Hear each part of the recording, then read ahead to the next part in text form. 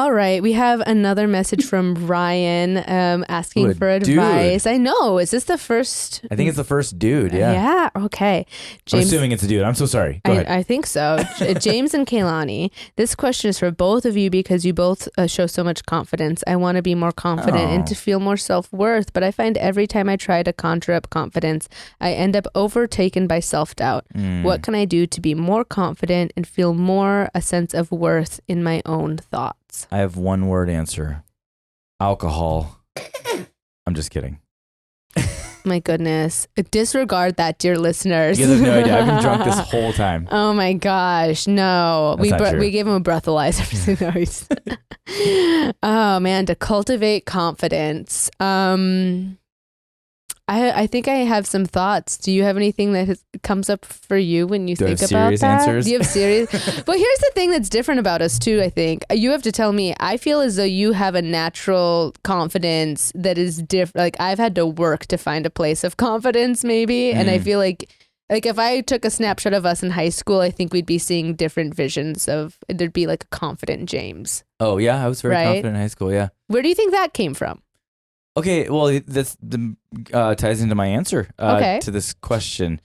Well, I mean, I always just, I feel like it comes from a place of just being so sure of who you are and like your value as a person. Because like, I mean, there's a very fine line between being confident and being cocky. And there were many times in my life where I've been cocky.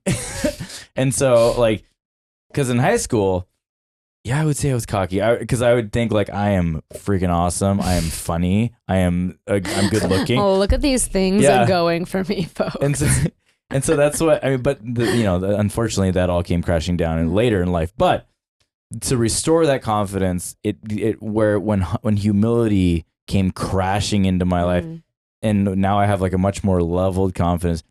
I still stood firm on who I was. Like, but you have to like really define like, who am I? What makes me me? What do I offer? But honestly, even that is like kind of a people pleasing question. It's really just, who am I? Who do I want to be? And then go be that person, like like relentlessly be that person. Because like where people's confidence gets disrupted, I think, is when other people like tear you down or cut you down. And, if you allow that, then that you're probably going to always struggle with confidence. But if you just say, no, this is who I am, this is who I'm going to be.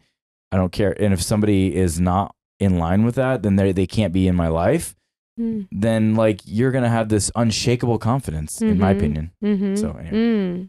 That was good because it ties into things that we talked about in the self-esteem episode with like identifying your values and feeling aligned with them and knowing that. And I think when people surround themselves with positive people, not positive like no ability to be real and vulnerable or sad, but positive as in they want good things for you. Yeah. They're your cheerleaders just as you're their cheerleader.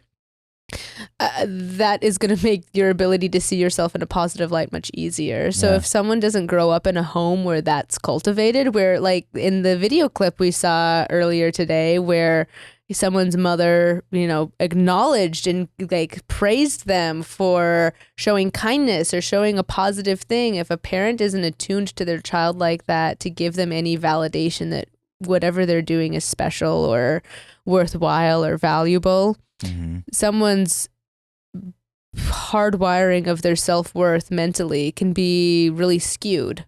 Like I don't have examples of anyone being like saying that I did anything great. I have way more examples of my parent telling me I was a shithead. I have way more examples of my narcissistic sibling terrorizing me and making my life hell. I have way more examples of my parent forgetting to pick me up from school and forgetting to call me when they said they were going to. So my experiences have taught me you're not worthwhile. Yeah. And that's part of that like inaccurate lens that someone can kind of walk through life and view the world and interpret the world through that lens. So for Ryan, I'm kind of coming from that possible perspective for them too, and wanting to there might be some emotional neglect they're feeling. 'Cause Yeah. they're not saying I was confident and I lost it. Mhm. It's like they don't ever know what confidence has felt like. Yeah. And that seems to me, that gives me more of an indication it's coming from a childhood wound. Yeah. Well, I mean, I also experienced like just in extreme neglect all my life. But yeah, like I would encourage Ryan to try this. Like just write down all the characteristics of who you want to be, and then just start acting like that guy. Yeah. You know? Did you have a church community when you were younger though? No, I in that didn't. high school time frame? No. I didn't join a church until I was like 26. Yeah.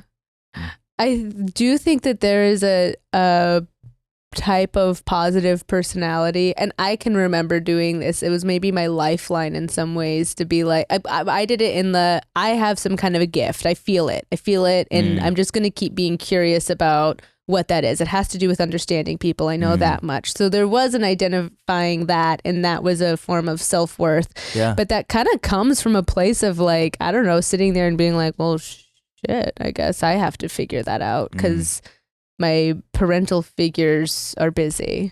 Yeah. Nobody spoke life into you, so you kind of had to just figure it out.